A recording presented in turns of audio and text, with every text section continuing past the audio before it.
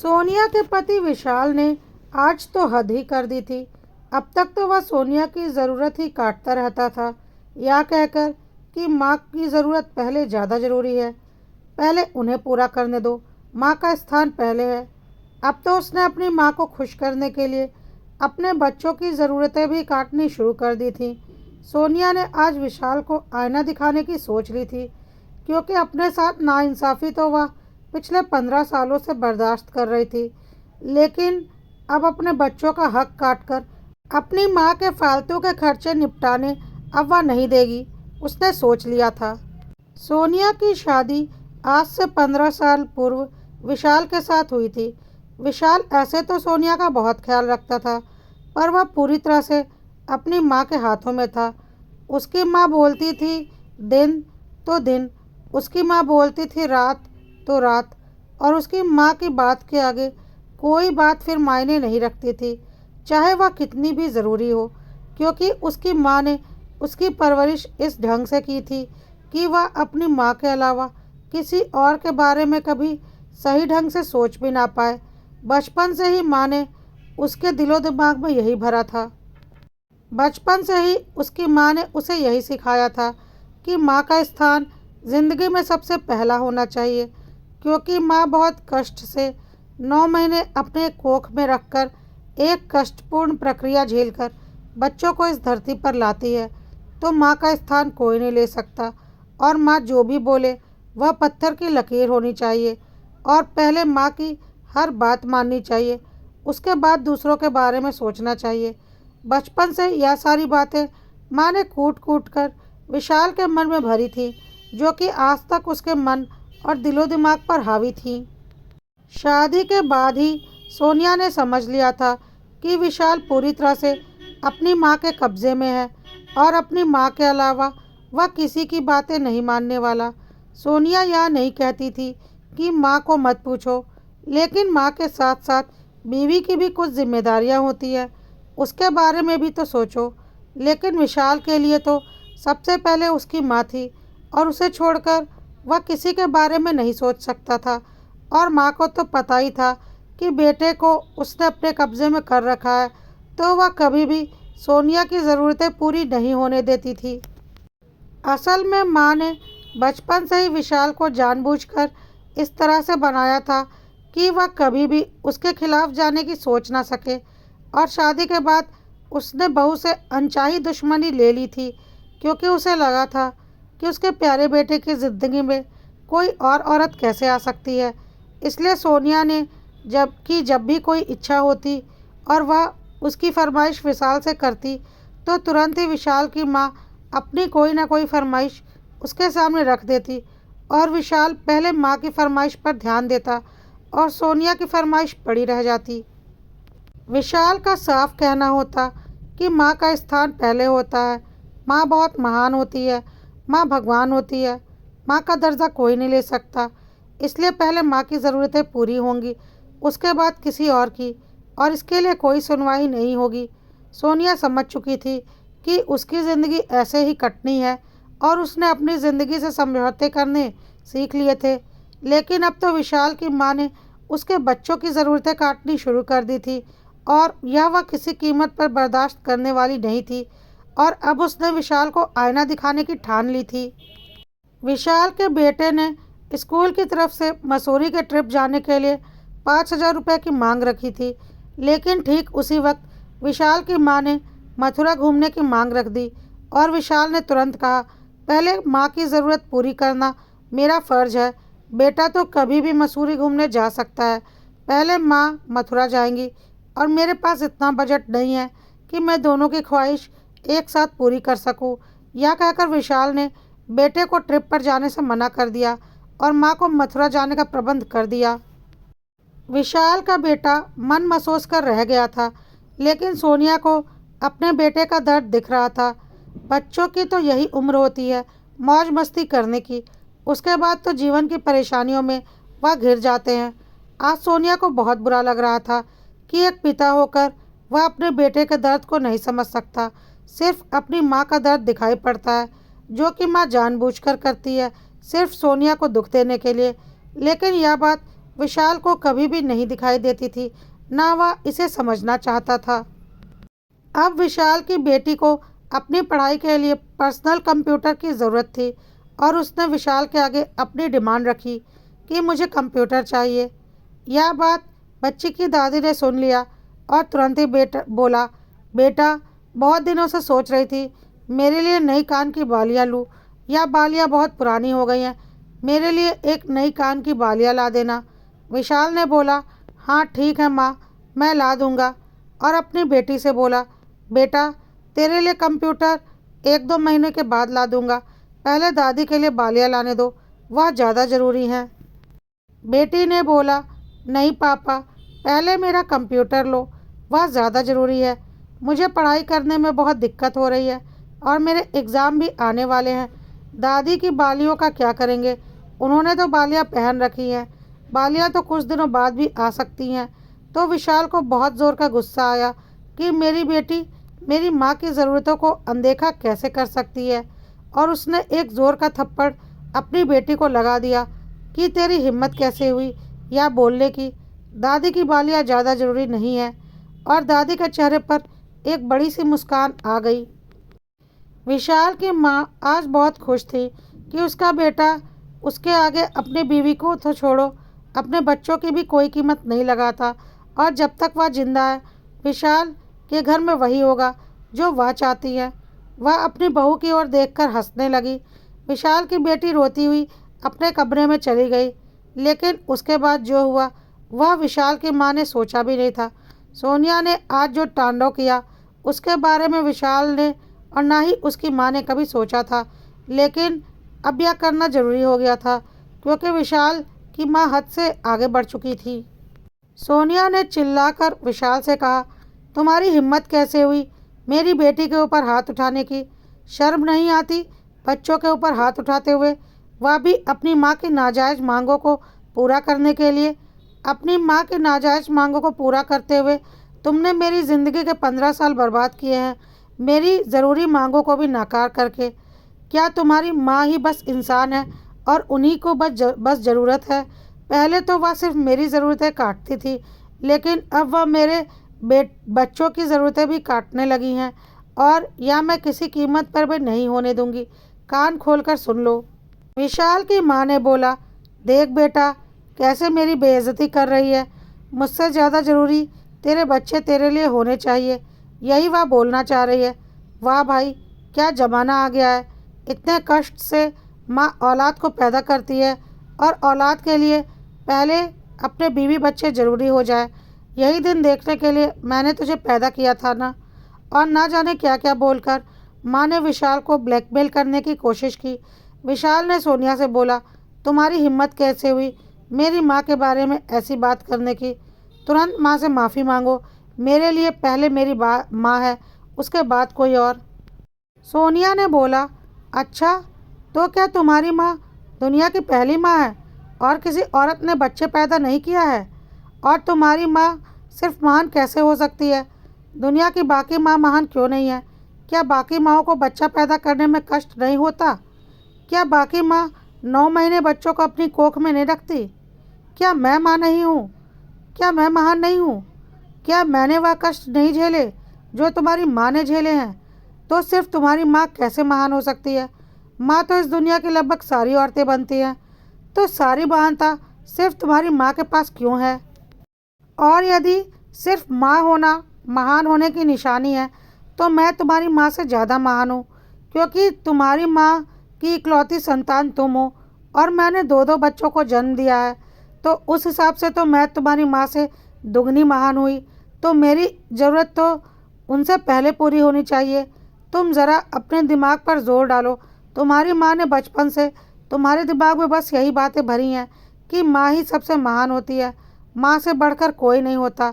तो फिर बाकी रिश्ते बनाने की ज़रूरत ही क्या है? सिर्फ माँ को लेकर चलो, शादी करने की ज़रूरत ही क्या थी? और चलो मान लेते हैं कि माँ महान होती है, तो क्या माँ की इच्छाएं पूरी करने के लिए अपने बच्चों की इच्छाओं को मार दिया जाए? बच्चे भी तो तुम्हारे अपने हैं। जिस तरह से तुमने अपनी माँ की कोख से जन्म लिया, इसी तरह से तुम्हारे बच्चों ने भी अपनी माँ की कोख से ही जन्म लिया है। और उनकी जिम्मेदारी माँ बाप की ही बनती है। मैं यहाँ नहीं कहती कि माँ की ज़रूरतें पूरी ना करो, लेकिन माँ की नाजायज़ मांगों को पूरी करने के लिए अपने बच्चों की जायज़ मांगों को ठुकरा दो। यह कहाँ की महानता है?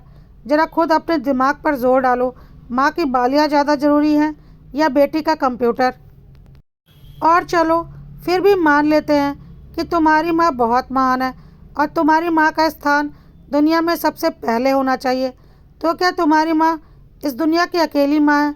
क्या तुमने कभी अपनी दादी माँ के बारे में सोचा, जो चुपचाप एक कोने में पड़ी रहती हैं और उन्हें बस 3 वक्त का खाना दे दिया जाता है और कभी उनकी किसी ज़रूरत को न पूछा जाता है, न पूरा किया जाता है, ना ही तुम्हारे पास वक्त है कभी उनकी ज़रूरतें पूछने और पूरी करने के लिए?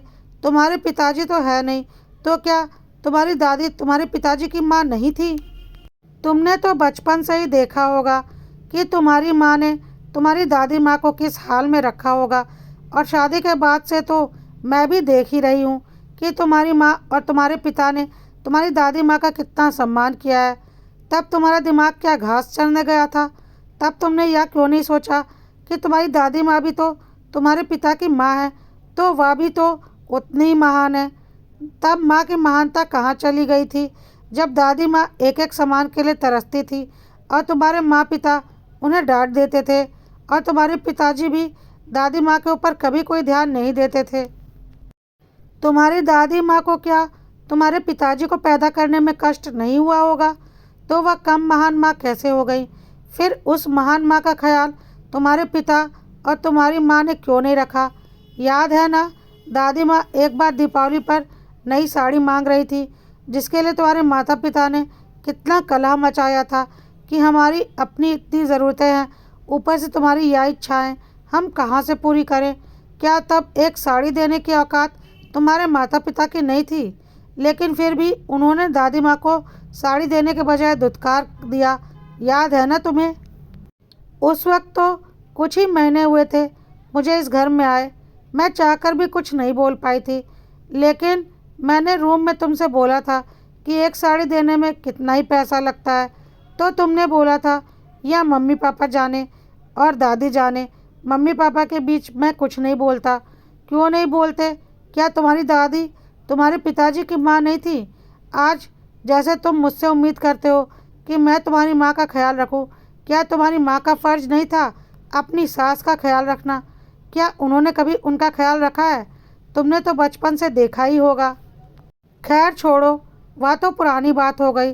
अब तो तुम्हारे पिताजी भी नहीं हैं, लेकिन तुम्हारी दादी माँ आज भी जीवित है और जानवरों की तरह एक कोने में पड़ी रहती हैं।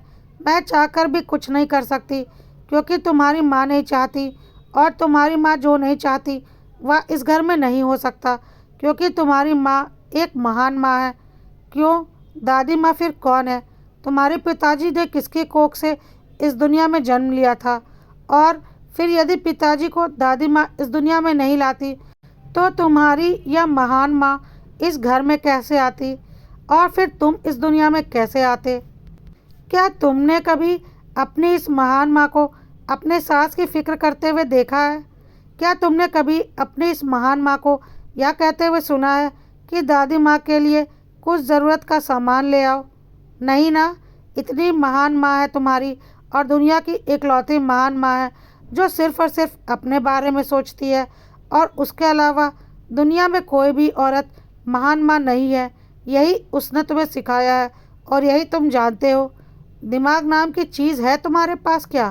क्या किया है तुम्हारी इस महान माँ ने? तुम्हें जन्म दिया है बस। उस हिसाब से मैं क्या कम महान हूँ, या तुम्हारी दादी क्या कम महान है? जी नहीं, सब तुम्हारी माँ के बराबर ही महान है। और तुम्हारी महान माँ अब तक तो मेरी ज़रूरतें काट रही थी, पर अब वह मेरे बच्चों की ज़रूरतें काटने पर आ गई हैं, सिर्फ मुझे दुखी करने के लिए। और इसके लिए तो मैं ईंट से ईंट बजा दूंगी, लेकिन ऐसा नहीं होने दूंगी। यह बात तुम कान खोल कर सुन लो, और तुम्हारी माँ तो सुन ही रही हैं। तो आज जो तुमने किया है, ज़िंदगी में दोबारा कभी करने की सोचना भी मत, नहीं तो उसका परिणाम भुगतने के लिए तुम और तुम्हारी माँ तैयार रहना। और हाँ, आज जब इतना कुछ बोल ही दिया है, तो ज़िंदगी के और एक कड़वे हकीकत से तुम्हारा सामना करवा ही देती हूँ, क्योंकि तुम तो कभी अपना दिमाग लगाओगे नहीं इस तरह से सोचने में। ज़रा अपने दिमाग पर जोर डालकर देखो। सोचो कि क्या कोई पति पत्नी आपस में संबंध बनाते हैं सिर्फ एक महान माँ और पिता बनने के लिए, या अपने शरीर की ज़रूरतों को पूरा करने के लिए और एक शारीरिक सुख प्राप्त करने के लिए, जिसके फलस्वरूप संतान की उत्पत्ति होती है। तो इसमें महानता कहाँ से आ गई? या तो प्राकृतिक है। शारीरिक सुख प्राप्त करने के लिए तो जानवर भी शारीरिक संबंध बनाते हैं और संतान उत्पन्न करते हैं, तो वह भी तो महान है। क्या कभी तुमने सुना है कि किसी ने सिर्फ इसलिए शारीरिक संबंध बनाया है कि वह एक महान माता पिता बनना चाहते हैं और माता पिता बनने के बाद उन्होंने शारीरिक संबंध नहीं बनाया हो? क्या ऐसा हो सकता है? यदि किसी को महान माँ या पिता ही बनना होता तो फिर माता पिता बनने के बाद तो शारीरिक संबंध नहीं बनाने चाहिए ना। लेकिन तुम भी जानते हो और मैं भी जानती हूँ कि ऐसा नहीं होता। शारीरिक संबंध बनाए जाते हैं शारीरिक सुख प्राप्त करने के लिए, जिसके फलस्वरूप संतान की उत्पत्ति होती है, और यह प्रकृति का नियम है। और कोई भी महिला अकेले संतान की उत्पत्ति नहीं कर सकती, यह भी प्रकृति का नियम है। तो फिर सिर्फ माँ महान कैसे हो गई? क्योंकि उसने 9 महीने शारीरिक कष्ट झेलने पड़ते हैं। ठीक है, माँ को थोड़ा ज़्यादा कष्ट झेलना पड़ता है, लेकिन क्या वह बिना किसी पुरुष के माँ बन सकती है? नहीं ना। तो तुम्हें बचपन से यह जो महानता का पाठ पढ़ाया गया है ना, इस पर जरा ध्यान दो और अपने परिवार के बारे में भी सोचो। सीधे सीधे शब्दों में कोई संतान उत्पत्ति के लिए शारीरिक संबंध नहीं बनाता, बल्कि शारीरिक संबंध के फलस्वरूप संतान की उत्पत्ति होती है। और संतान की उत्पत्ति करने में माता पिता का भी स्वार्थ होता है, क्योंकि बुढ़ापे में उन्हें अपने सहारे के लिए संतान की आवश्यकता होती है। बचपन में माता पिता संतान का ख्याल रखते हैं और बुढ़ापे में संतान माता पिता का ख्याल रखती है, और यही सृष्टि का नियम है।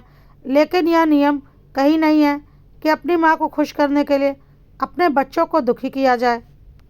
अगर आज तुम अपने बच्चों की ज़रूरतें पूरी नहीं करोगे, उन्हें खुश नहीं रखोगे, तो कल किस मुँह से उनसे उम्मीद करोगे कि वह तुम्हारे लिए सोचें? मैं यह नहीं कह रही हूँ कि माँ को छोड़ दो, लेकिन माँ की नाजायज़ मांगों के लिए अपने बच्चों की जायज़ मांग को ठुकराना कहाँ की समझदारी है? और बात बात पर यह बोलना कि माँ का स्थान पहला है, तो फिर सिर्फ तुम्हारी माँ का स्थान पहला नहीं हो सकता, तुम्हारी दादी माँ का स्थान भी पहला है और मेरा स्थान भी पहला है। तो उस हिसाब से हम सब की ज़रूरत बराबर पूरी होनी चाहिए। उम्मीद है तुम्हें मेरी बात समझ में आ गई होगी और तुम्हारी माँ को भी। तो आइंदा से कुछ भी बोलने से पहले 100 बार सोच लेना, और कुछ भी फैसला लेने से पहले भी 100 बार सोच लेना कि किसकी ज़रूरत पहले है, ना कि किसका स्थान पहले है। क्योंकि अब तक तो बात मेरी थी और मैं चुप थी, लेकिन अब बात मेरे बच्चों पर आ चुकी है और मैं उनकी माँ हूँ, और माँ होने के नाते मैं भी कम महान नहीं हूँ, और अपने बच्चों के लिए मैं किसी भी हद तक जा सकती हूँ। यह बात तुम और तुम्हारी माँ अच्छे से समझ लो तो बेहतर रहेगा, कहकर सोनिया वहाँ से चली गई। आज विशाल के पास सोनिया से बहस करने के लिए कोई शब्द नहीं थे, इसलिए उसने चुप रहने में ही अपनी भलाई समझी। आज सोनिया का यह रूप देखकर सोनिया की सास को भी समझ में आ चुका था कि अब उसका यह महानता वाला खेल सोनिया ने पूरी तरह से ख़त्म कर दिया है, इसलिए अब उसने भी चुप रहने में ही अपनी भलाई समझी। अब विशाल और उसकी माँ को समझ में आ चुका था कि सोनिया अपनी ज़रूरतें काटने पर तो चुप रह गई, लेकिन अपने बच्चों की ज़रूरतें काटने पर वह कुछ भी कर सकती है, क्योंकि वह भी एक माँ है।